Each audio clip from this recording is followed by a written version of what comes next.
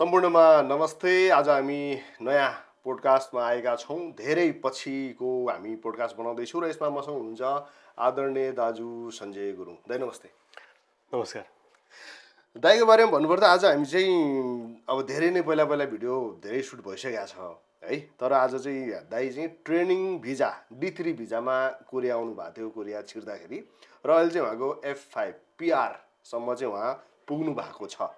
र यो बिचमा कस्तो खालको उतार चढावहरू आए होइन, D3 भिजामा आएको मान्छेले F5 भिजा PR सम्म चाहिँ उहाँ कसरी पुग्नुभयो भन्ने विषयमा विशेष जोड्नेछौँ। कस्तो हुन्छ भनेदेखि कोरियामा अब केही वर्ष बस्दै गयो, हामी पनि अब इन्डियनमा आएको मान्छेहरू, स्टुडेन्टमा आएको मान्छेहरू होइन, तर बिस्तारै उनीहरूको चाहिँ अझै बढीकै समय बस्ने कि भन्ने एउटा मुनि हुन्छ। र अब भिजा पनि चेन्ज गर्दै जाँदाखेरि एउटा गएर पछि गएर उता PR सम्म चाहिँ कसरी पुग्ने, किनकि PR भिजा लिनलाई कोरियामा गाह्रो छ है, धेरै नै गाह्रो छ। र यहाँसम्म कसरी पुगिन्छ भन्ने विषयमा एउटा नलेज पनि हुन्छ साथीहरूलाई भन्ने पनि हो। र यसकै विषयमा रहेर आज हामी कुरा गर्नेछौँ। यस्तो विषयमा पहिला दाइसँग कुरा नि भएको थिएन हाम्रो, र यसमै जोडिन्छौँ भन्ने छ। दाइ कस्तो के छ, सन्चै हुनुहुन्छ? सन्चै छ, एकदम सन्चै। बिजी छ जिन्दगी है, व्यस्तता।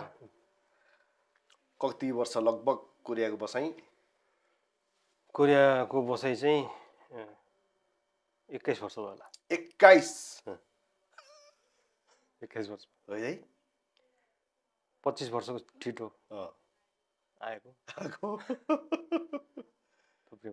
अब तपाईँको पनि भिजाकोले पनि तपाईँ कति वर्ष भिजामा बिस्तारै प्रोसेसमा जानुभयो होइन, अरू भिजाहरू गर्दैछु भनेर म सुनिरहेको थिएँ दाइसँग भेट्दाखेरि पनि। हामीले त अब इन्फर्मेसन भिडियोहरू, तपाईँ आफै पनि माइग्रेन्ट सेन्टरमा काम गरेको हुनाले तपाईँलाई त्यो किसिमको नलेज छ नि त, त्यो विषयमा जोडेर हामीले धेरै पनि कुरा गऱ्यौँ योभन्दा अगाडि पनि। र आज चाहिँ दाइले यो दाइ PR सम्म पुग्नु भएको छ, केसम्म धेरै भएको छैन नि दाइ? धेरै भएको छैन। कति भयो लगभग? 1 वर्ष बढी भयो? 1 वर्ष भएको छैन है, अझै भयो 6-7 महिना जति भयो। यो ठ्याक्कै मैले नि यो विषयमा थाहा पनि पाएँ, र अब यो साथीहरूलाई पनि जानकारी दिउँ यस विषयमा भनेर हो। हुन्छ दाइ, सुरु गरौँ। कोरियामा D3 भिजामा कसरी आउनुभएको थियो, के भएको थियो, सुरुमा थोरै जोडौँ न। खास त कोरिया आउने त्यस्तो सोच थिएन। अनि मेरो बुवा चाहिँ यता गाउँमा चाहिँ यताउति गर्नुहुन्थ्यो होइन, यताउति भन्नाले यसो अलि राजनीतिक कुराहरूमा पनि अलि अगाडि हुनुहुन्थ्यो। अनि यस्तो इन्फर्मेसन चाहिँ चाँडै भेट्नुहुन्थ्यो, पाउनुहुन्थ्यो। गाउँमै बसे पनि अलि चाँडै पाउने हुनुहुन्छ अहिले पनि। अनि त्यति बेला चाहिँ पहिला लुम्बिनीबाट मान्छेहरू धेरै आउँथे होइन, हाम्रो दाइहरू पहिला धेरै आउनुभयो। अनि पछि मुन्डर्सबाट चाहिँ गोर्खापत्रमा, अनि जस कोरिया जाने भन्ने भयो होइन। त्यति बेला कति 800-900 जना आउने त्यस्तो थियो, कोटाहरू त्यसरी हुन्थ्यो। अनि म चाहिँ 900मा आएको मुन्डर्सबाट। त्यो भनेको भिजिट भिजा होइन, त्यो चाहिँ काम गर्ने भिजा नै हो, ट्रेनिङ भिजा D3 भिजा। त्यसलाई अब साना बेन्सु भन्दो रहेछ कोरियनमा, साना बेन्सु सेङ भनेर। त्यो भिसामा सुरुमा लगभग 1 वर्षको भिसा भनौँ न, आएर चाहिँ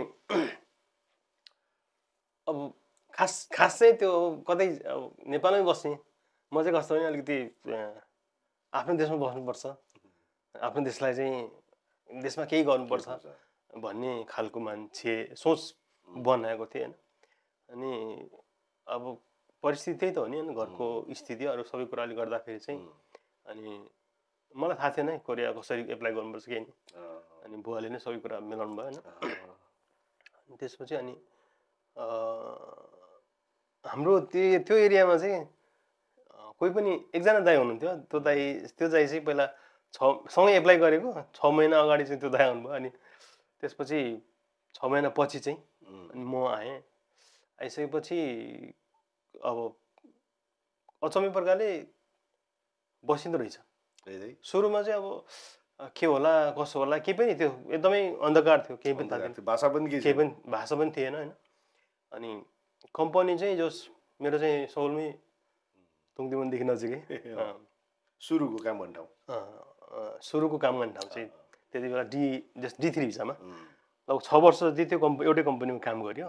त्यो नेपाली साथीहरू टन्नै हुनुहुन्थ्यो होइन, 17 जना नेपाली थियो हामी। त्यति बेला पुरानो दाइहरू पनि हुनुहुन्थ्यो।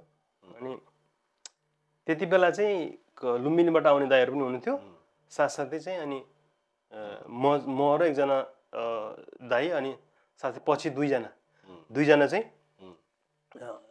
मेन भन्नाले त्यो मुन्डोसबाट चाहिँ आउनुभयो।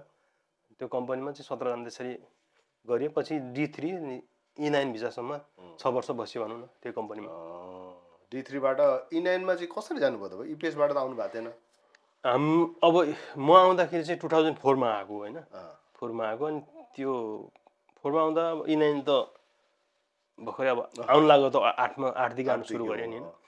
अनि के भयो भनेदेखि ठ्याक्कै अब म त्यो पहिला हाम्रो त्यो गाउँको दाइसँग आएको भएदेखि चाहिँ म चाहिँ E9 भिजा मैले भेट्थेन।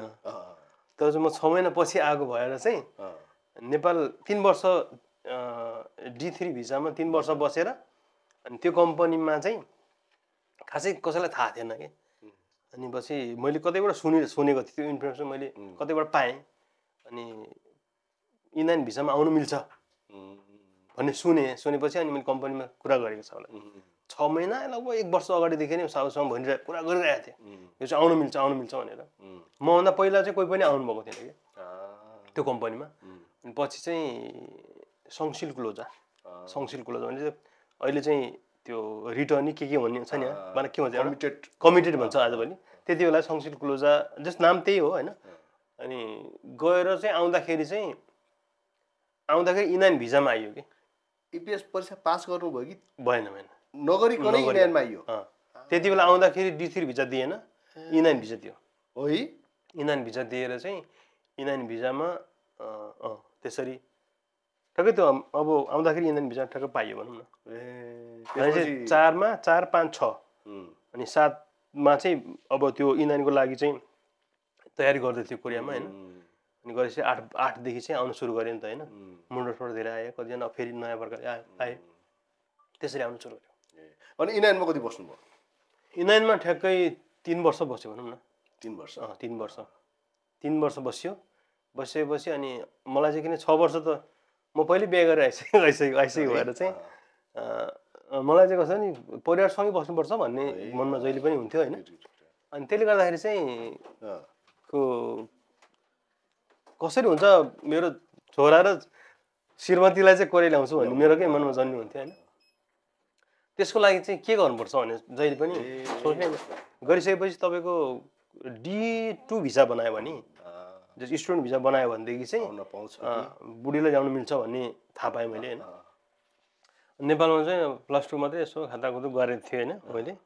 अनि अब चाहिँ के गर्ने त, अनि अब कलेज पढ्नु पऱ्यो। कलेज पढेर चाहिँ अनि पढाइ गरिसकेपछि अनि D2 भिजा आयो भने मैले चाहिँ मेरो श्रीमती ल्याउन सक्छु भन्ने हिसाब भयो कि। E9 बाटै कलेज सुरु गर्नुभयो? E9 भिजा हुँदाखेरि चाहिँ 6 महिना जति कम्पनीमा काम गरियो होइन। अनि कम्पनीमा काम गरेर 6 महिना अगाडि कम्पनी निस्केपछि बिचमा D4 भिजामा चेन्ज भयो। D4 भिजा भनेको चाहिँ अब कोरियन भाषा सिक्ने ल्याङ्ग्वेजको लागि चाहिँ कलेजमै ल्याङ्ग्वेज सिक्ने हुन्छ। 2 वर्षसम्म दिन्छ त्यो, 6 महिनाको हिसाबले चाहिँ। नेपाल जानुभयो कि त्यहीँ चेन्ज गर्नुभयो कोरियामै? त्यो चाहिँ यहीँ चेन्ज गर्यो यहाँ नै। तर त्यसरी चेन्ज चाहिँ हुँदैन है।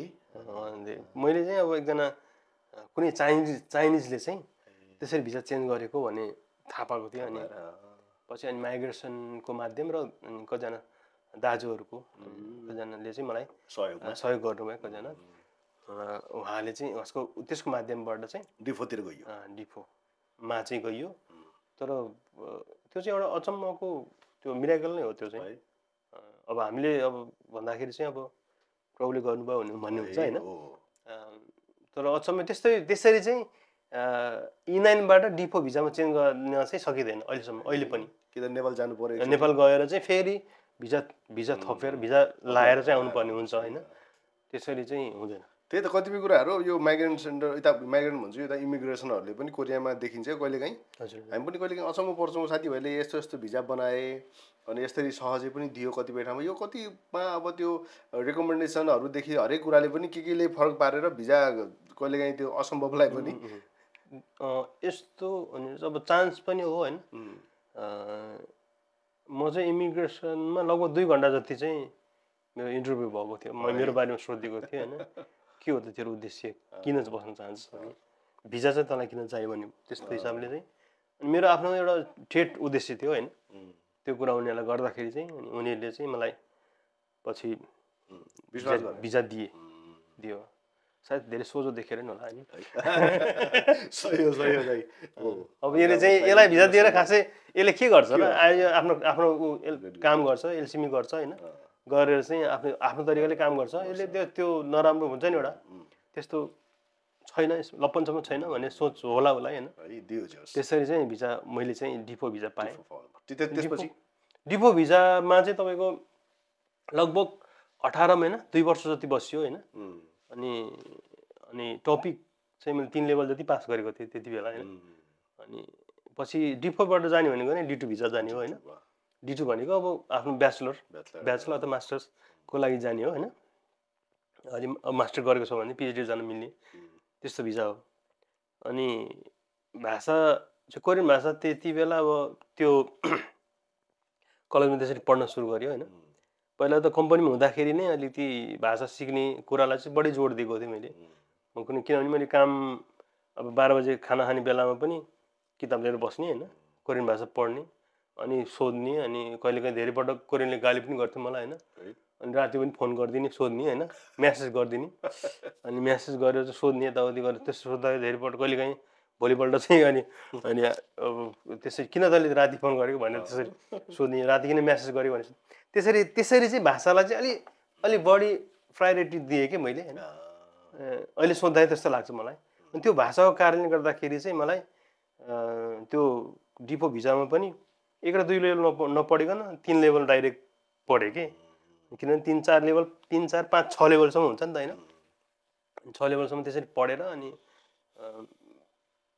पछि टपिकमा 3 लेभल थियो होइन त्यसले गर्दाखेरि चाहिँ D2 भिजामा मलाई जान सजिलो भयो कि त्यही त अब त्यसपछि अब भिजाका अब तपाईँहरूको पनि आफ्नो फ्यामिली चाहिँ त्यसपछि D2 भिजा चेन्ज भइसकेपछि अनि 2012 मा चाहिँ बुढीलाई श्रीमतीलाई ल्याएँ किन मेरो पहिले नै म 2001 तिर मेरो बिहा भएको होइन D2 मा चाहिँ कस्तो भयो त डिपेन्डेन्ट बोलाउन पाउने थियो त्यो कस्तो हुन्छ D2 भिजामा चाहिँ अहिले पनि हुन त ल्याउनु मिल्छ होइन त्यो बेलामा पनि बुढी लिएर आउने भनेको चाहिँ D2 भिजामै हो त्यति बेला चाहिँ हाम्रो बेलामा न त्यो बेलामा किन सबै अब कोही पिएचडी गर्न आउनेहरू दाइहरू हुनुहुन्थ्यो कोही चाहिँ अब मास्टर गर्ने ब्याचलर गर्ने धेरै हुनुहुन्थेन प्रायः त्यही मास्टर गर्नेहरू दाइहरू हुनुहुन्थ्यो उहाँहरूले चाहिँ नि आफ्नो भाउजूहरू लिएर आउने त्यस्तै गर्नुहुन्थ्यो अनि मैले त्यसैमा चाहिँ मैले श्रीमतीलाई 2012 मा चाहिँ हामी सँगै बस्न सक्यौँ त्यही त अनि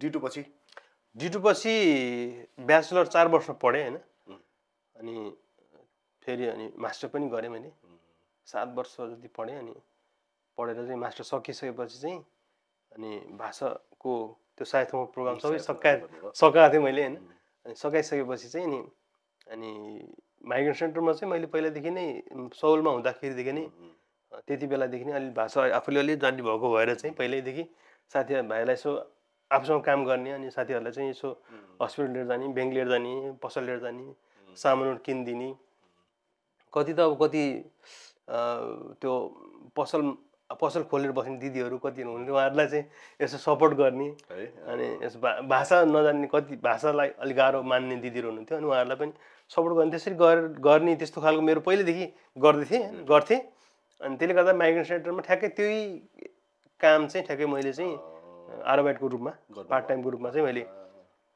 अनि काम गरेँ होइन लगभग 2011 देखि 10 को लास्ट 11 देखि नै मैले चाहिँ माइग्रेन्ट सेन्टरमा चाहिँ सोल माइग्रेसन सेन्टरबाट सुरु गरेर अहिले पनि माइग्रेन्ट नै छु अनि त्यसरी चाहिँ त्यो सुरुवात चाहिँ त्यसरी माइग्रेन्ट सेन्टर भयो अनि त्यसले गर्दाखेरि अनि पछि सोलमा ठ्याक्कै फुल टाइमको लागि अनि ठाउँ मिलिरहेको थियो अनि पछि त्यहाँनिर आफ्नो सिभी ट्याक्क बुझाउँदाखेरि चाहिँ ओके भएर चाहिँ अनि ठ्याक्कै सबै कुरा मेरो तयारी थियो होइन अनि पेपर तयार गरेर चाहिँ इमिग्रेसन भिजा लाउन गएको ठ्याक्कै अनि F27 भिजा दियो होइन F27 D2बाट डाइरेक्ट F27 भिजा मिल्यो अनि त्यसरी अनि त्यहाँबाट चाहिँ काम गर्दै गएपछि चाहिँ पछि 5 वर्ष जति काम गरेपछि बल्ल F5 भिजामा त्यसरी भनेको तपाईँ F2 7मा 5 वर्ष बढी F2 7मा खास 3 वर्ष बसे पनि हुने हो होइन, तर अलिकति अब तपाईँहरूलाई थाहा भएकै कुरा हो नि, अहिले चाहिँ त्यो वार्षिक इन्कम चाहिँ अलिक बढी नै जिएनआईले चाहिँ अलिकति मार पारेर चाहिँ यताउति गरेर होइन आफ्नो शनिबार आइतबार पनि काम गरेर चाहिँ अनि त्यसको माध्यमबाट चाहिँ अनि जोडजाड गरेर चाहिँ जिएनआई बनाएर अनि फाइनली F5 चाहिँ के त सोच्नु भएको थियो यसो हुन्छ यहाँसम्म F5 मा आउँछु पिआर लिन्छु F5 मैले त कहिले सोचेको थिएन किनभने D3 र E9 भिसा भनेको त अब D2 भिसा त चेन्ज हुन्थेन कहिले पनि सोचेको थिएन होइन म कोरियामा आएर पढ्छु भनेर सोचेको थिएन अनि त्यो पढाइको कारणले गर्दाखेरि चाहिँ अलिकति माध्यम पनि मिल्यो होइन मेन कुरा चाहिँ यसो यत्रो वर्षसम्म बसेर आउँदाखेरि चाहिँ मेन कुरा चाहिँ कोरिया जापान अथवा चाइना अथवा युरोपियन अब त्यो जर्मन जस्तो कन्ट्रीहरूको जुन चाहिँ जहाँ चाहिँ आफ्नो भाषा इङ्ग्लिस चल्दैन नि त्यस्तो ठाउँहरूमा चाहिँ त्यहाँको भाषालाई चाहिँ महत्त्व दिनुपर्ने रहेछ भन्ने कुरा चाहिँ अहिले चाहिँ आउँछ कि कतिजना साथीहरू भाइहरू पनि होइन उहाँहरूले चाहिँ आफूले आफ्नो भाषा राम्रो गरेको भएर चाहिँ अनि धेरै भिसा राम्रोसँग चेन्ज गर्ने पनि हुनुहुन्छ भनेपछि तपाईँ यता D3 देखि पिआरसँग पुग्नलाई कति वर्ष लाग्यो है मलाई चाहिँ धेरै लाग्यो है मलाई चाहिँ धेरै लाग्यो किनभने मैले चाहिँ बिचमा धेरै समय वेटिङमा बस्नु तपाईँको किनभने D3 मा 3 वर्ष E9 मा 3 वर्ष D4 मा लगभग 2 वर्ष अनि D2 मा चाहिँ 7 वर्ष अनि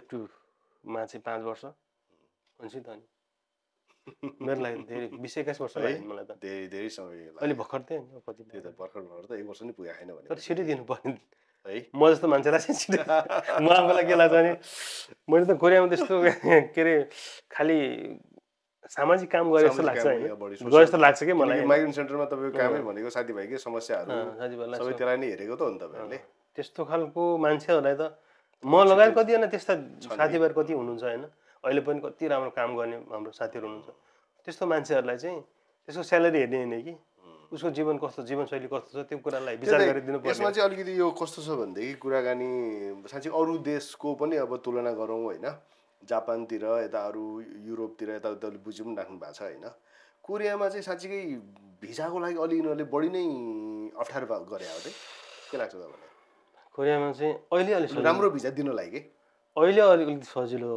होइन अहिले चाहिँ तर मेरो कतिजना साथीहरू पनि अब हामी सँगै कलेजमा पढ्ने ब्याचलर सँगै गर्ने एकजना साथी हुनुहुन्छ क्यानाडा जानुभयो अनि उहाँले चाहिँ क्यानाडा गएर चाहिँ मास्टर सक्ने बित्तिकै उहाँको पिआर भयो त्यही त 3-4 वर्षमा पिआर बनाउनु भयो भन्नु चाहिँ भनेपछि त त्यो साथी चाहिँ अब त्यहाँ गएर मास्टर सकेर अनि सक्ने बित्तिकै पिआर बनाउनु भयो नि त मेरो त किन ब्याचलर सकेपछि 3 वर्ष मास्टर्स गरेर 5 वर्ष F2 मा बसेर लगभग कति लाग्यो मेरो लागि त होइन अनि लगभग 6-7 वर्ष 8 वर्ष लाग्यो नि त 8 वर्षपछि कस्तो भनेदेखि जस्तो हामी E9बाट आएको साथीहरू पनि कम्पनीमा लगातार 10 वर्ष पहिलो दोस्रो कार्यालय गर्छौँ त्यसपछि त बल्ल बल्ल E7 जाने होइन त्यसपछि मलाई चाहिँ कति वर्ष बस्ने यसो हेर्दाखेरि अरू देशको तुलनामा चाहिँ हामीलाई यहाँ भिजा अलिकति सजिलो गरी नदिएको हो कि लामो समय काम गर्दाखेरि पनि अझै नै कम्पनीमै काम गरे हुन्थ्यो यिनीहरूले भन्ने हो कि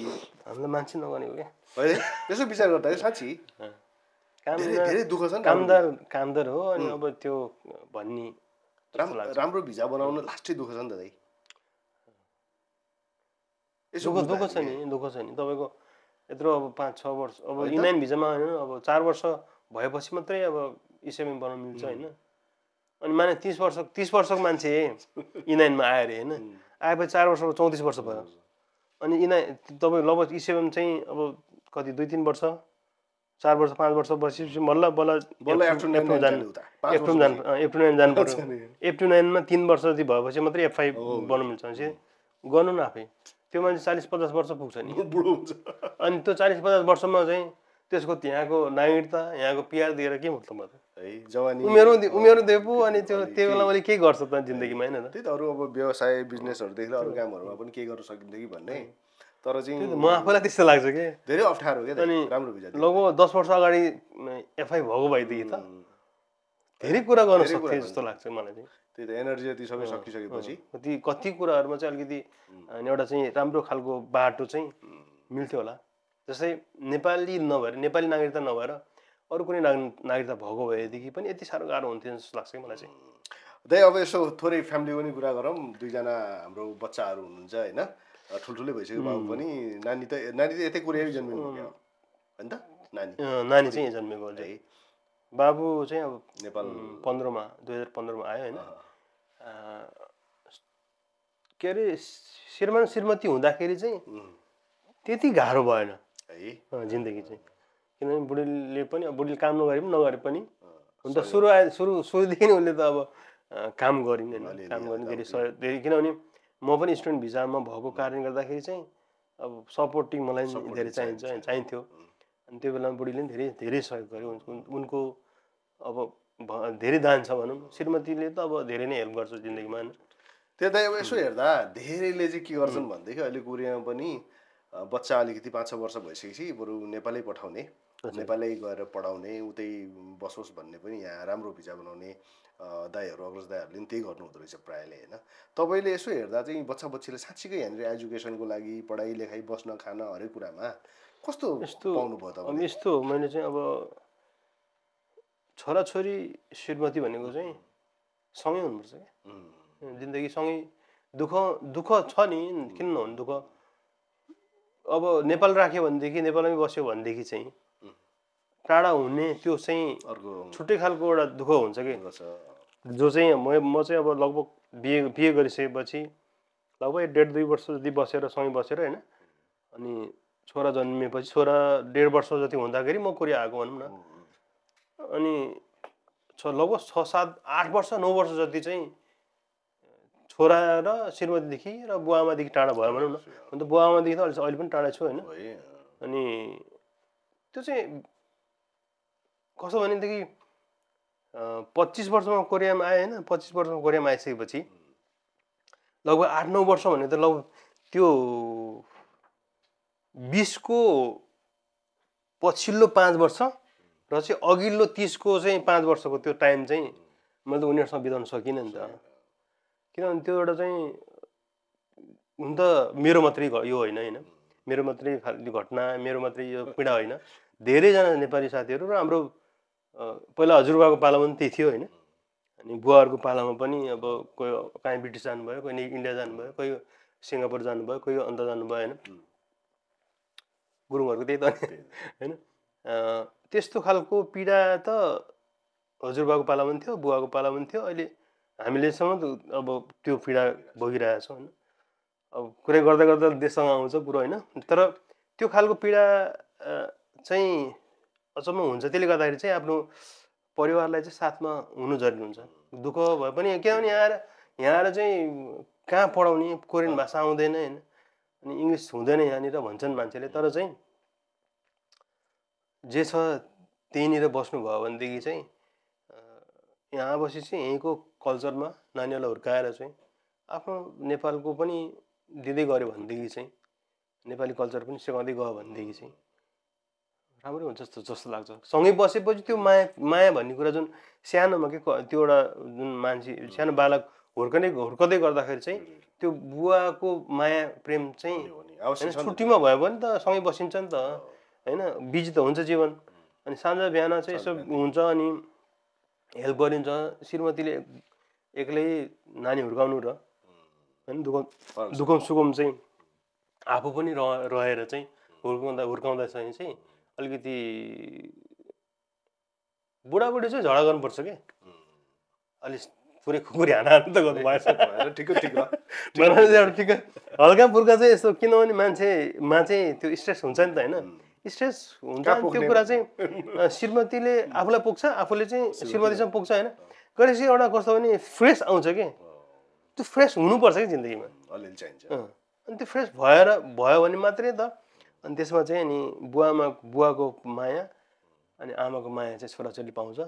पाइसकेपछि त्यो चाहिँ एउटा छोरा चाहिँ बच्चा चाहिँ राम्रो हुन्छ। त्यही त अब यो कस्तो भयो भने मान्छेहरूको धारणा चाहिँ यहाँको पढाइ लेखाइदेखि लिएर खर्चको कुरा पनि गर्छन् कतिले होइन, त्यो अलि चाहिँ अप्ठ्यारो सहज छैन बच्चाहरूको लागि भन्ने किसिमको त्यस्तो के अझै पनि त्यो एजुकेसन सिस्टममा यताउति तपाईँले त्यस्तो केही ल्याक देख्नुहुन्छ कि ठिकै छ? खर्च चाहिँ अब खर्च त भइहाल्छ नि, छोराछोरी पढाउँदा खर्च त किन नहुने, त्यो खर्च हुन्छ नि।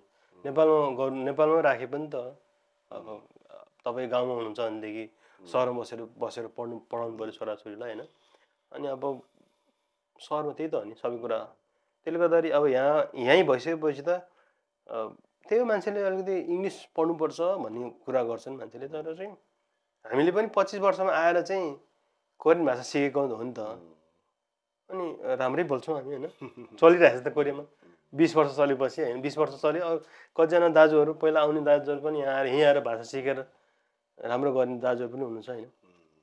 अनि इङ्ग्लिस चाहिँ सिकेर होइन, इङ्ग्लिस चाहिँ पहिला नेपालको त्यो नै सिकेर चाहिँ नेपालमा बसेर नेपाली कल्चर सिक्नेहरू छन् र होइन। जस्तै मानौँ अहिले चाहिँ अहिलेको भाइ बहिनीहरू जुन छन्, हामीभन्दा 10 वर्ष 15 वर्ष पछि जन्मेको भाइ बहिनीहरूलाई हेर्नुभयो भनेदेखि चाहिँ कतिलाई चाहिँ नेपाली अक्षर र नेपाली त्यो पढ्ने के, किनभने इङ्ग्लिसमा बोर्डिङमा पढेको कारणले गर्दाखेरि चाहिँ नेपाली जुन हुन्छ नि अलिकति उनीहरूलाई 49 भनेको के हो, 59 69 थाहा छैन त्यो।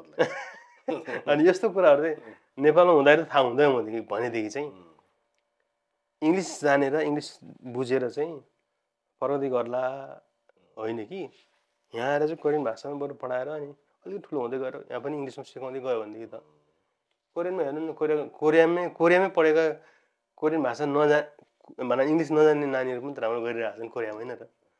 अनि मैले यो चाहिँ कस्तो हो नि, जिन्दगी हो होइन। भोलि के हो थाहा हुन्न कि, भोलि के थाहा छैन।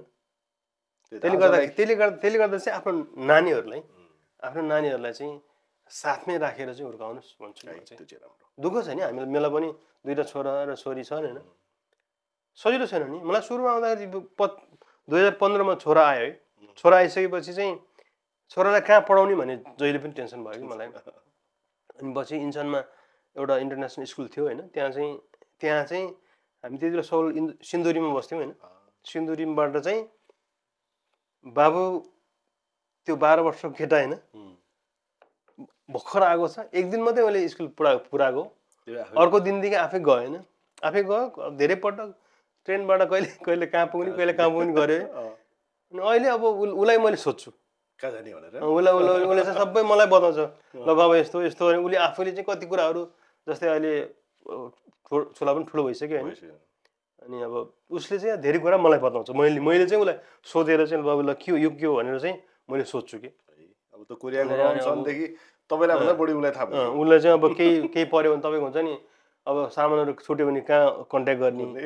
अनि अब केही जस्तै अब हुन्छ नि घरमा केही त्यस्तो कि अब केही बिग्रियो भनेदेखि चाहिँ सब उसले चाहिँ फोन गरेर टकटक मिलाउँछ भनेपछि त्यस्तो हुन्छ। अब उसले आएर चाहिँ अब सानैमा आयो, कोरियन भाषा राम्रो सिक्यो होइन, उसले लेख्ने कुराहरूमा राम्रो छ उसको। अब भनौँ न त्यो खालको चाहिँ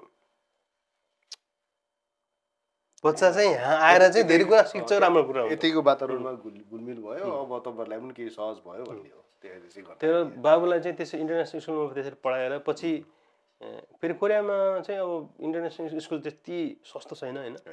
अनि मेरो कलेजको फी भन्दा पनि बाबुको फी बढी हुन्थ्यो कि। तपाईँको महिनाको 5 लाख जति तिर्थ्यो भने त्यो पनि 50% डिस्काउन्ट पाएर चाहिँ महिनाको 5 लाख भनेपछि त विचार गर्नु न होइन। अनि त्यसरी चाहिँ पढेर इन्टरनेसनल स्कुलमा पढेर चाहिँ फेरि कमजोर कोसी पनि दिएर उसले छुदो आँक्यो, चुङ आँक्यो, कुदो आँक्यो, पास गर्यो, बल्ल कलेज गएको कि। अब छोरीको लागि त्यस्तो टेन्सन भएन, छोरी त यहीँ पढ्यो, उसले अब ऊ मजाले कोरियन नानीहरूसँग पढ्छ होइन। भाषाको समस्या नि भएन। पछि अब इङ्ग्लिस सिक्न चाहन्छ भने पछि उसलाई छुट्टै क्लासहरू दिएर चाहिँ सिकोस् भन्ने चाहिँ मेरो चाहना।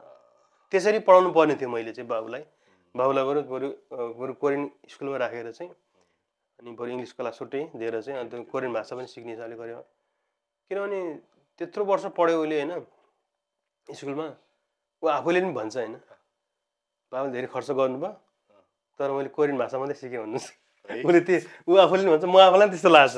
उसले चाहिँ त्यो स्कुलमा गएपछि चाहिँ अनि मैले कोरियन भाषा मात्रै सिकेँ। मलाई त्यस्तो लाग्छ कि उसले कोरियन भाषा मात्रै सिकेँ कि भाषा राम्रो भयो उसको, कोरियन साथीहरू भयो होइन, उसको कोरियन साथीहरूसँग चाहिँ घुलमिल उसको राम्रो भयो, त्यस्तो हुँदैछ। त्यहाँ त अब के छ त यहाँनिर अब आगामी सोच भविष्यको बारेमा केही सोच्नु भएको छ? नेपाल अब फर्केर कहिले जाने, के गर्ने, त्यस्तो के आउँछ दाइ दिमागमा? नेपालको अवस्था हरेक कुरा, बालबच्चा, अब तपाईँको त कस्तो भयो भन्दा बालबच्चा पनि यतै भयो, उहाँहरू यतै पढ्नुभयो, हुर्किनु भयो, त्यसले गर्दा त झनै नेपाल जान गाह्रो छ।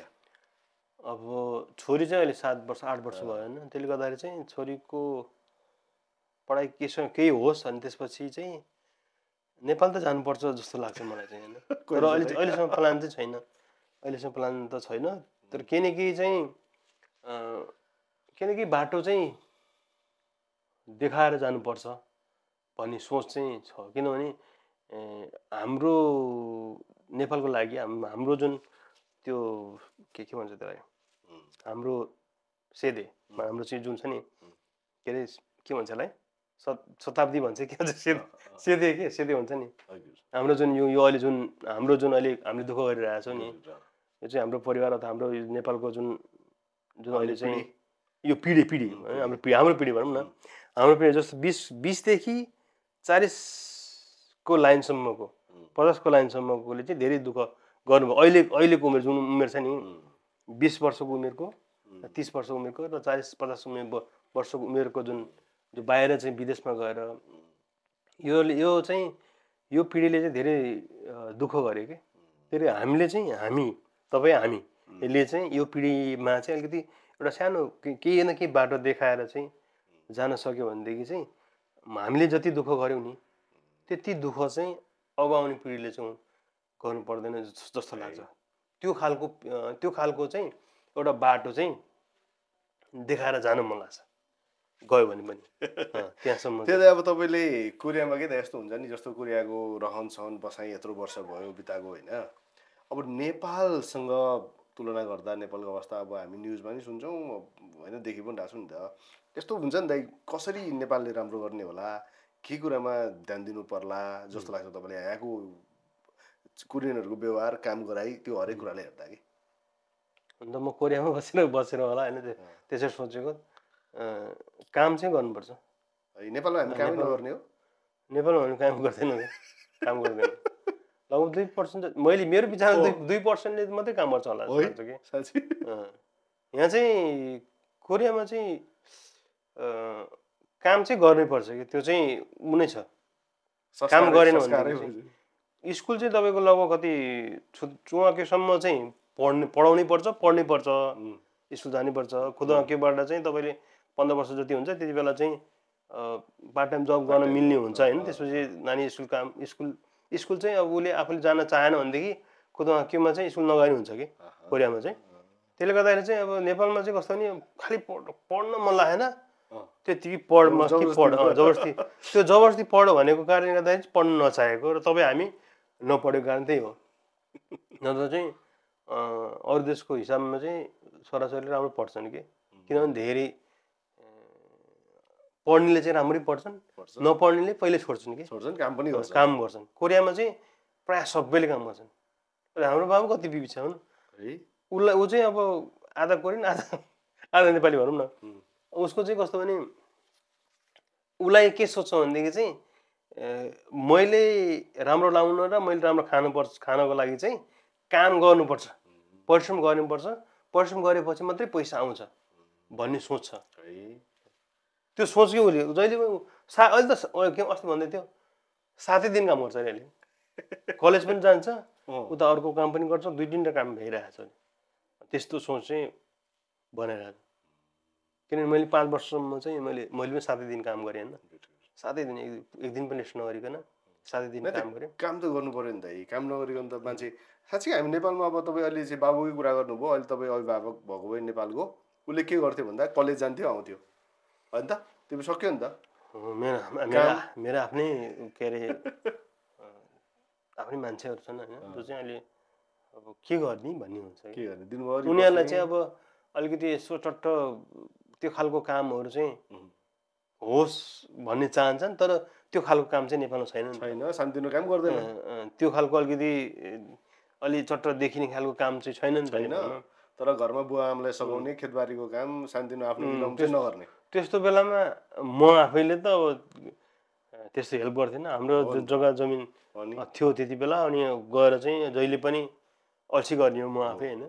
भनेपछि अब हाम्रो छोराछोरीले कहाँ गर्छन् त, हाम्रो भान्जा बहिनीले गर्छ, त्यो गर्दैन। त्यो हाम्रो संस्कारै भएन कि दाइ, काम गर्ने, काम गर्नुपर्छ।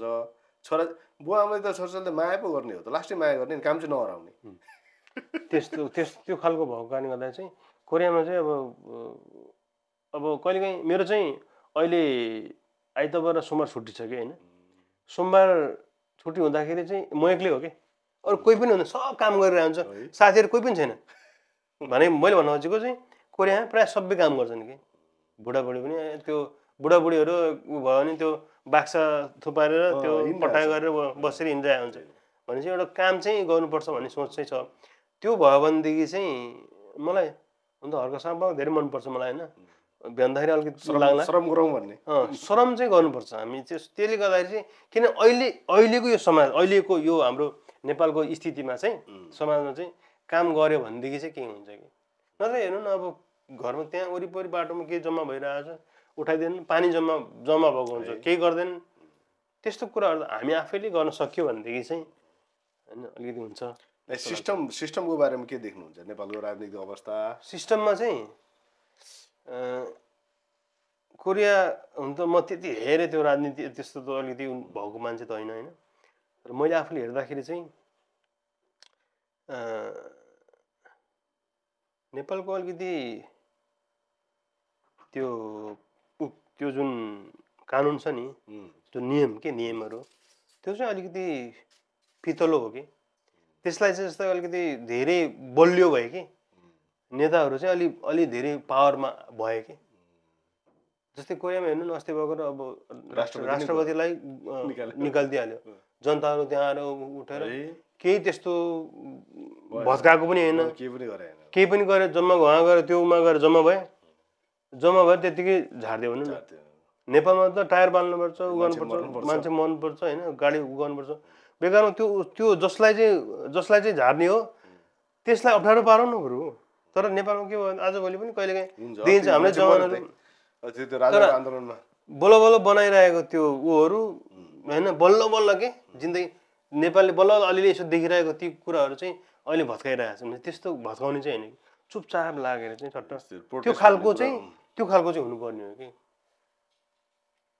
सायद ठाउँमा तपाईँले 30 घन्टा पढ्ने बेलामा त्यो ओदाङमा पढ्नुहुन्छ होइन, पछि पढ्नु होला, पछि पढ्ने साथीहरूले पनि पढ्नु होला। त्यहाँनिर चाहिँ कोरियामा चाहिँ अलिकति कति कुराहरू चाहिँ त्यहाँ कोरियामा जन्मिसकेपछि चाहिँ अथवा विदेशी होस् स्वदेशी होस्, त्यो कुरा पालन गर्नुपर्ने, काम गर्नुपर्ने र जुन त्यो स्वास्थ्य बिमा गर्नुपर्ने त्यो उहरू कति कुराहरू चाहिँ त्यो एकदमै अलिक कडा रूपले चाहिँ छ नि।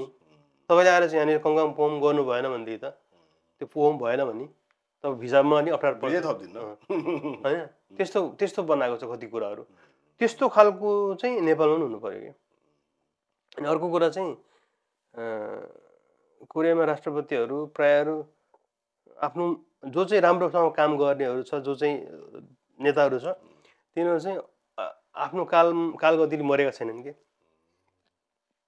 म आएर पनि कति दिन चाहिँ लगभग 5-6वटा राष्ट्रपति चेन्ज भयो। सबैजना चाहिँ कि आत्महत्या गर्छन् कि चाहिँ कसैले मारिदिन्छन् होइन। त्यस्तो छ। भनेपछि नेपालमा चाहिँ त्यो अलिक कम भएर हो कि, मर्न त मर्छन् नेपालमा होइन, नेपालमा चाहिँ मर्छन् तर जनताहरू मर्छन् कि, निर्दोष जनताहरू मर्छन् र राम्रो काम गर्ने मान्छेहरू मरिरहेको हुन्छ कि। तर त्यो खालको चाहिँ अलिकति जनताहरू पनि तपाईँ र म जस्तो मान्छेहरू चाहिँ अलि आफ्नो चाहिँ मेरो अधिकार चाहिँ के हो, म चाहिँ के हो, मेरो अधिकार चाहिँ के हो, त्यो कुरा राम्रोसँग बुझेपछि मात्रै संविधान जुन कानुन छ नि त्यो कुराहरू चाहिँ प्रत्येक नेपालीले चाहिँ बुझ्नुपर्छ। तपाईँ हामीलाई त्यो संविधान के हो थाहा छैन, संविधान त हुन्छ के त्यहाँनिर के लेखेको छ भन्ने कुरा थोरैले पढ्छन् जस्तो लाग्छ कि।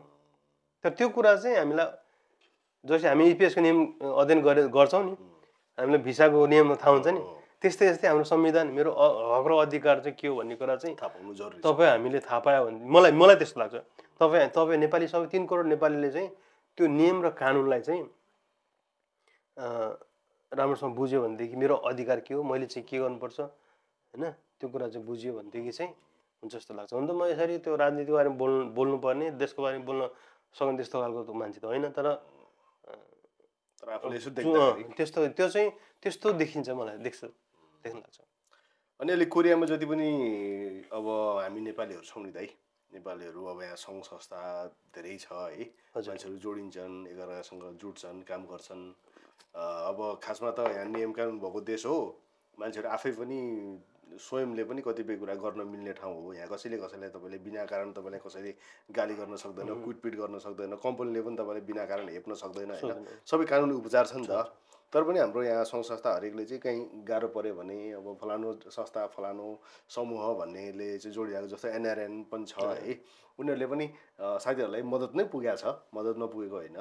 तर पनि अझै यसो हेर्दा चाहिँ यो सामाजिक रूपमा जुन संस्थाहरूको औचित्य छ नि, त्यसलाई चाहिँ तपाईँले कसरी हेर्नुहुन्छ दाइ, कस्तो छ, के छ? म त्यो सङ्घ संस्थामा धेरै हिँड्दैन, म त्यति हिँड्दैन, मलाई कतै पनि मलाई देख्नुहुन्न तपाईँले होइन, मलाई त्यसले चिन्दैन पनि। अनि मलाई के लाग्छ भने यसो सुने कहिलेकाहीँ म प्रायः सबैलाई चिन्छु होइन, म व्यक्तिगत रूपमा चिनिरहेको हुन्छु। उहाँसँग कुरा गर्दाखेरि उहाँहरू कोही अध्यक्ष हुनुहुन्छ, कोही चाहिँ सचिव, कोही के, कोही कुन चाहिँ जिल्लाको, कुन के जातिको होइन, कुन चाहिँ के सङ्घको, के महासङ्घ भनेर होइन, धेरै सङ्घ संस्थाहरू छ होइन। राम्रो हो, आफूले आफ्नो कर्तव्य बुझेर चाहिँ उहाँहरूले आफ्नो ठाउँमा काम गर्नुभएको छ। तर चाहिँ अलिकति नेपाली धेरै छैनौँ नि त होइन, जस्तै अब 1 लाखको हाराहारीमा छौँ जस्तो लाग्छ, त्यस्तै हाराहारीमा छौँ होइन। मलाई चाहिँ के अरे यसो हेर्दाखेरि चाहिँ त्यो सङ्घ संस्था आफ्नो जस्तै जिल्लाको अथवा आफ्नो एरियाको आफ्नो चाहिँ त्यो जातिको के को छ होइन सङ्घ संस्था, त्यो सङ्घ संस्थामा काम गर्नेहरू चाहिँ त्यहाँको अध्यक्ष कि सचिव चाहिँ अथवा कोषाध्यक्ष चाहिँ एकदमै एक्टिभ हुन्छन्। एकजना दुईजना हुन त त्यहाँनिर कमिटीमा टन्नै हुन्छन् होइन, मान्छेहरू 17-18 जना कतिजना हुन्छन्, त्यसमा चाहिँ 2-3 जना हुन्छन् एक्टिभ, बढी एक्टिभ मान्छे। अनि त्यो एक्टिभलाई चाहिँ समय दिन पनि सक्ने तिनीहरूले होइन, समय दिन पनि सक्छन् र त्यो आफ्नो चाहिँ बुझेका छन्, जिम्मेवारी बुझेका छन्। त्यही एक्टिभ मान्छेहरूलाई चाहिँ प्रत्येक संस्थालाई चाहिँ गरेर अनि एकजुट बनाएर लगभग 20 जना जति चाहिँ त्यो एक्टिभले चाहिँ जम्मा गरेर चाहिँ एउटा छाता संस्था बनाएर चाहिँ कोरियामा, अनि त्यसले चाहिँ एउटा नेपाली कमिटी अनि त्यसरी गऱ्यो भनेदेखि चाहिँ केही न केही गर्न सक्छ सबैलाई। अनि एकले चाहिँ अर्कालाई चाहिँ अलिकति यसो हौसला दिनु हुनु पर्यो कि, अलिकति पुस गर्नु पर्ने कि। जस्तै कहिलेकाहीँ त्यो इन्डियाको चाहिँ हिन्दी हिरोहरूलाई तपाईँ विचार गर्नु न, कहिलेकाहीँ उनीहरू इन्टरभ्यूमा बोल्दाखेरि उनीहरूले कस्तो एकले अर्काको इज्जत कति गरिरहेको हुन्छ कि, उसको राम्रो पक्ष बोलिरहेको। अनि त्यो चाहिँ मलाई ठिक लाग्छ कि यहाँ चाहिँ सुन्यो भनेदेखि चाहिँ यहाँ अथवा नेपालमा पनि राजनीतिक कुराहरू यो चाहिँ त्यसरी एकले अर्कालाई दोष लगाएर चाहिँ गरिन्छन् र नेपालमा अरू राम्रै मान्छेहरू पनि खालि अर्काको कुरा गरेर कुरा काट्ने यस्तो गर्ने चलन छ कि, त्यो चाहिँ मिडियामा गर्नुहुन्न अथवा बाहिर पनि गर्नुहुन्न र चाहिँ भेट्दाखेरि पनि गर्नुहुन्न कि। भनेपछि त्यसरी गर्न सकियो भनेदेखि चाहिँ किनकि कोरियामा चाहिँ केही नेपालीले चाहिँ के गर्न सक्छ कि, जस्तै अब केही एउटा संस्थाको चाहिँ केही भयो भनेदेखि चाहिँ कार्यक्रममा लगभग 25-30 जना आइरहेको हुन्छ, त्यो एउटा संस्था अरे 25-30 जनाको संस्था भेट्यो भनेदेखि मिटिङहरूमा केही प्रोग्राम गऱ्यो भनेदेखि चाहिँ त्यही 12-15 जना भेटिरहेको हुन्छ, अनि त्यहाँबाट चाहिँ टिम बनाइरहेको हुन्छ। त्यो टिम बनाउन आवश्यक छैन भने अध्यक्ष उपाध्यक्ष त्यसरी नगरेर चाहिँ भेट्न सक्छ, एउटा छुट्टै एउटा मुहिम बनाउँ क्या, एउटा मुहिम भन्छ नि, त्यो भेटघाट गरेर मिटिङ गरेर ल कहिले खाना खाने, कहिले चाहिँ ल नेपाली खाना बनाएर सेलरोटी बनाएर खाउँ भन्ने, अब एउटा त्यसरी गर्न सक्छ। तर त्यसमा चाहिँ आफ्नै उसको चाहिँ त्यो बनाउन चाहिँ बरु त्यो छाता संस्था बनाएर चाहिँ त्यस्तो संस्थाहरू धेरै बनाउनु हुन्न भन्ने खालको चाहिँ एउटा चाहिँ यस्तो गरेर अनि प्रोग्राम गर्दाखेरि नि एउटै गर्ने, कार्यक्रम गर्दाखेरि पनि 10,000 20,000 जम्मा हुन् न बरु होइन, लगभग 1 लाखको हाराहारी भएपछि त 50,000 जति नेपाली जम्मा भएर चाहिँ एउटा ठुलो काम गरौँ न, प्रोग्राम गरौँ न अरू देशको देशको हेर्दा धेरै जस्तो लाग्छ कि त्यस्तो भयो भनेदेखि चाहिँ एकजुट भयो भनेदेखि चाहिँ हामीले कोरियन सरकारलाई पनि दबाबको कुराहरू पनि हुन सक्छ। अन्त कोरियामा जस्तो एनआरएनहरूको अवस्था के छ? कोरियामा यसो हुन्छ नि अब राम्रो त्यो त मलाई त्यति थाहा छैन होइन, अलिक थाहा त छैन। म कस्तो काम गरिरहेछन् नेपाली समुदायको लागि भित्रबाट यसो हेर्दाखेरि मैले हेर्दाखेरि मेरो आफ्नो म आफ्नो काममै बिजी हुने मान्छे होइन। ठिक छ, तै पनि देखिन्छ नि म चाहिँ यसो देख्दाखेरि चाहिँ सामूहिक सञ्जालमा म देखिरहेको छु। मलाई पनि त्यो गुरुमा गर्दा त म छु होइन। के छ म अप्ठ्यारो लाग्छ, लाज लागिरहेको हुन्छ म आफूलाई होइन। किन भाइ? अनि किन यसो गऱ्यो होला अनि जस्तो लाग्छ होइन। यति साह्रो किन गर्नु पर्ला होइन? किनभने चाइनिजहरू जस्तो खालको चाहिँ होइन, चाइनिज जस्तो ठुलो जमातको नेपालीहरू जमात भएको भए अथवा यहाँ आएर चाहिँ उनले त्यो खालको अध्यक्ष उपाध्यक्ष लिएर अथवा हुन्छ नि एउटा चाहिँ त्यो लिडरसिप लिएर चाहिँ उनको एकदम भयङ्करलाई सबैले मान्ने त्यस्तो पनि छैन नि त। यहाँ त यहाँ सबै हेऱ्यो भने जो पनि अध्यक्ष जो पनि उपाध्यक्ष हुन्छन्, सचिव हुन्छन्, तर त्यस्तो राम्रो भएन कि होइन। त्यस्तो राम्रो होइन। कमसेकम टक्क अध्यक्ष उपाध्यक्ष एउटा छाता कमिटी बनाएर राम्रो खालको इज्जत दिने खालको होस् न भन्न खोजेको कि फलाना हुन्छ ल फलाना चाहिँ हाम्रो नेपाली कम्युनिटीको चाहिँ अध्यक्ष उहाँ हुनुहुन्छ भनेपछि फलाना कहिलेकाहीँ चाहिँ ल उहाँलाई चाहिँ बोलाउनु भयो अनि उहाँलाई त्यस्तो खालको चाहिँ एउटा छुट्टै होस् कि त्यो भयो भने किन उहाँहरूको त्यो किसिमको दक्षता क्षमता नभएको दाइ, लिडरसिप गर्न नसकेको, मान्छेहरूलाई मिलाउन नसकेको, किन त्यही कमी हो? एक्लै अर्कालाई इज्जत गर्न नसकेको नजानेको कि जस्तै तपाईँलाई इज्जत मैले गरेँ भनेदेखि चाहिँ मैले तपाईँ हजुर मैले चाहिँ र इज्जत राम्रो गरेँ तपाईँले माने भनेदेखि तपाईँले मलाई स्वतः मान्नुहुन्छ नि त। त्यो हो कि।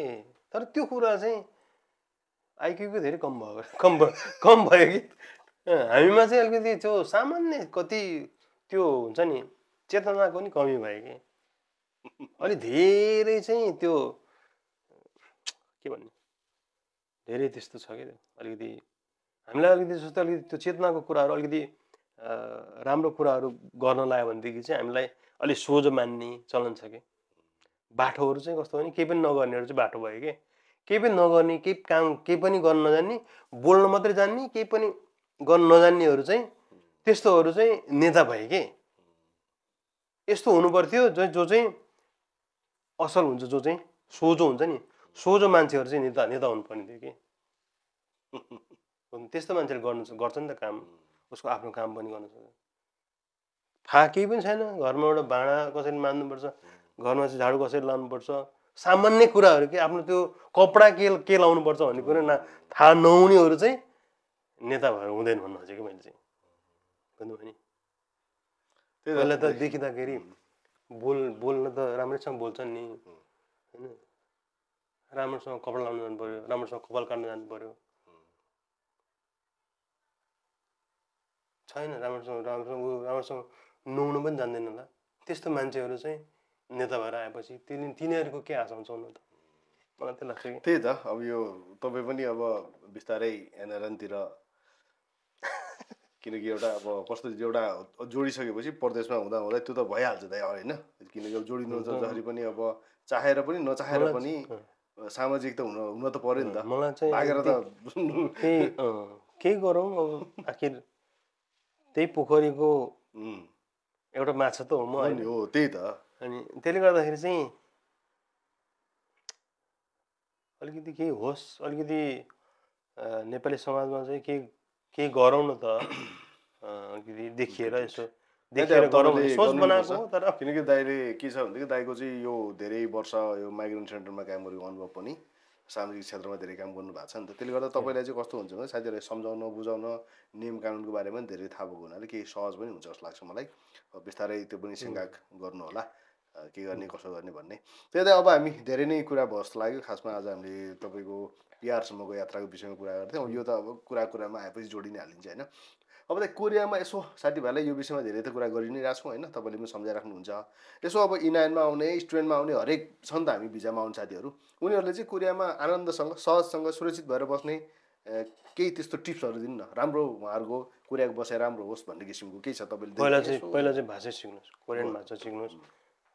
अलिकति अलिकति 30 वर्ष कटेर चाहिँ कोरिया नआउनुहोस् के 30 वर्ष कटेर बुढो भएर कोरिया नआउनुहोस् ओके अब आउने ल इन्डियामा चाहिँ 5-6 वर्ष बसेर जान्छु भन्नेहरू चाहिँ आउनुहोस् होइन तर चाहिँ कोरियामा चाहिँ लामो समय बस्छु के न के गर्छु मैले भन्नेहरू चाहिँ अलिक उमेरमै आउनु पर्यो 25 वर्षभन्दा अगाडि नआउनुहोस् बरु आएर बरु पढाइ पनि गर्नुहोस् यहाँ कोरियन भाषा राम्रो सिक्नुभयो भनेदेखि पढ्ने मौका नि मिल्छ कि इन्डियनमै ल 22-23 वर्ष इन्डियनमा आउनुभयो भनेदेखि चाहिँ पछि इन्डियन भिसा सकेर चाहिँ इन्डियन E7 बनाउने बेला अलिअलि पढाइ गर्नु न आफ्नो पढाइ क्लास आफ्नो पढाइ र कोरियन भाषालाई चाहिँ कसरी हुन्छ अगाडि बढाउनुहोस् कि त्यसले सहज बनाउँछ त्यो भयो भनेदेखि तपाईँको पढाइ छ भनेदेखि जस्तै ब्याचलर अथवा मास्टरसम्म गर्नुभएको छ भनेदेखि चाहिँ अनि अलिकति छुट्टै हुन्छ कि जिन्दगी कसैले केही नहुने पनि तपाईँको कुरामा चाहिँ अलिकति केही न केही हुन्छ त्यसले गर्दाखेरि चाहिँ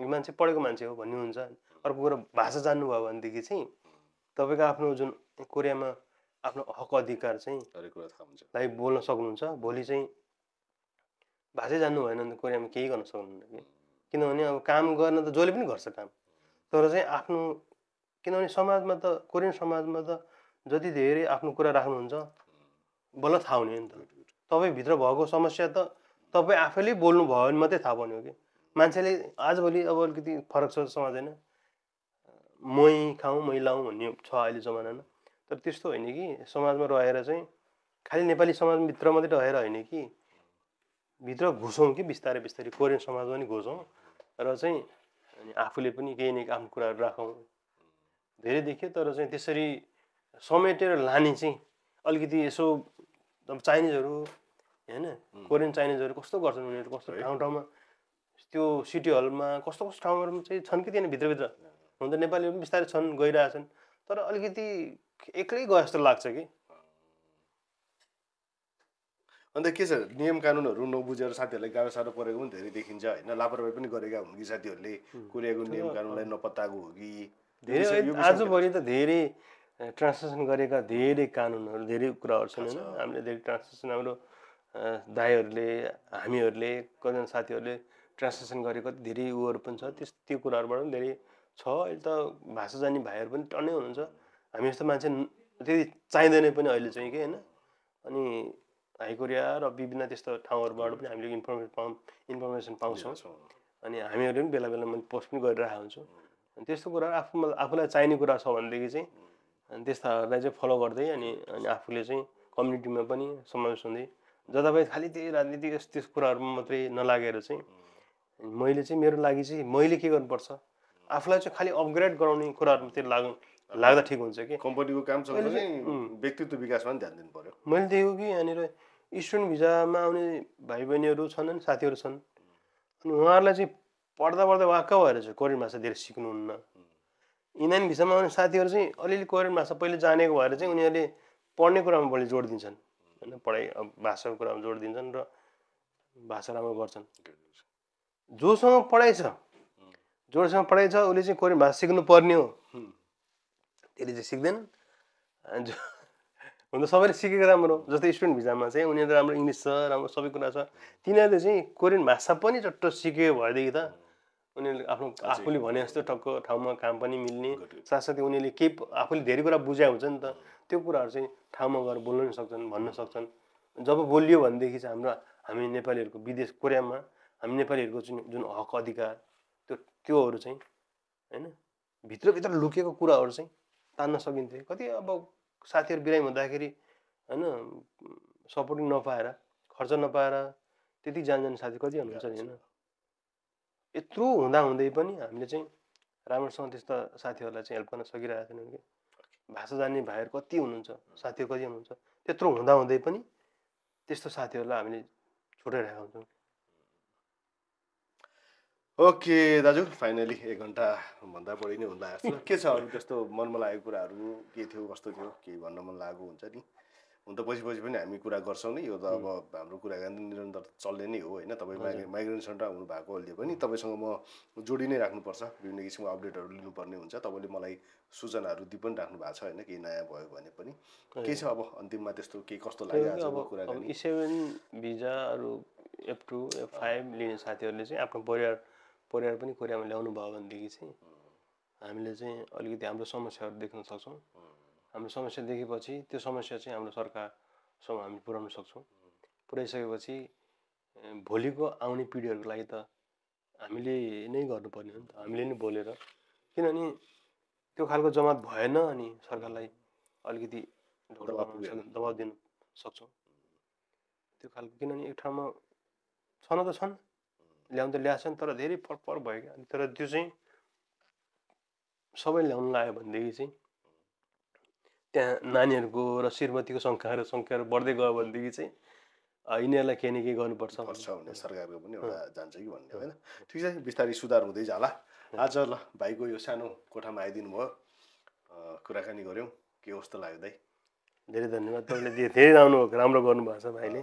किनभने इन्डियन भिसामा आएर पनि यसरी भाइको फलोवर देख्दा चाहिँ म आफै छक्क पर्छु होइन। अनि भाइले धेरै एकदमै त्यो खालको चाहिँ आफ्नो काम 12-13 घन्टा काम सकेर अनि यसरी चाहिँ इन्फर्मेसन साथीहरूलाई दिनु भनेको चाहिँ हुन त हात बाँधेर सुतेर बस्न सकिन्थ्यो नि, साथीहरूसँग घुम्न जान सकिन्थ्यो, कति राम्रो ठाउँ छ कोरिया होइन, जान सक्नुहुन्थ्यो। तर चाहिँ त्यो समयलाई पनि आफूले इन्फर्मेसन लिएर साथीहरूलाई दिनु भनेको चाहिँ आजभोलि त नयाँ नयाँ नेपाली खबर कि के गर्नुभएको रहेछ। अनि कोरिया खबर अनि सजिलो छैन, त्यही भिसामा बरु काम त्यो कम्पनीमा काम नभएर चाहिँ होइन त्यतितिर भएको भए त अझै राम्रो हुन्थ्यो। तर पनि उहाँले आफ्नो काम सकेर पनि त्यसरी गर्नु चाहिँ एकदमै धेरै सलाम छ भाइ। तपाईँले गर्नुभएको काम चाहिँ एकदम राम्रो छ। धेरै साथीहरूले चाहिँ तपाईँबाट धेरै इन्फर्मेसन पाउनुभएको छ। अनि त्यस्तो इन्फर्मेसन हामीले पनि दिन सकौँ तपाईँलाई, दिएर चाहिँ त्यो कुरा त्यस मिडियाको माध्यमबाट होइन तपाईँ साथीहरूलाई, धेरै नेपाली साथीहरूले, कुना कुनामा भएको साथीहरूले चाहिँ राहत पाउन सकौँ। त्यो दाइ मेरो पनि यो सानो कोसिस हो। अब यतिकै सिक्दै गरियो। अहिले एउटा जिम्मेवारी वहन जस्तो नि भएको छ, साथीहरूको धेरै अपेक्षा पनि छ। त्यसले गर्दा अब तपाईँहरूसँग जोडिएर यसरी सूचना आदान प्रदान गर्ने भन्ने कुरा हो। हाम्रो कोरिया खबर हेर्नुहुने साथीहरूलाई धन्यवाद भन्न चाहन्छु। टिकटकमा जोडिन सक्नुहुन्छ, युट्युबमा जोडिन सक्नुहुन्छ। दाइको पनि युट्युब छ सञ्जय गुरुङ होइन, टिकटक छ, त्यहाँ पनि जोडिन सक्नुहुन्छ। सोन माइग्रेन्ट सेन्टरबाट मद्दत पनि लिन सक्नुहुन्छ तपाईँहरूले होइन दाइ? ओके दाइ, हुन्छ, छुट्यौँ अब। हुन्छ, थ्याङ्क यू, हुन्छ, धन्यवाद, थ्याङ्क यू, सम्झिनु भयो, धेरै धेरै thank you sir, thank you.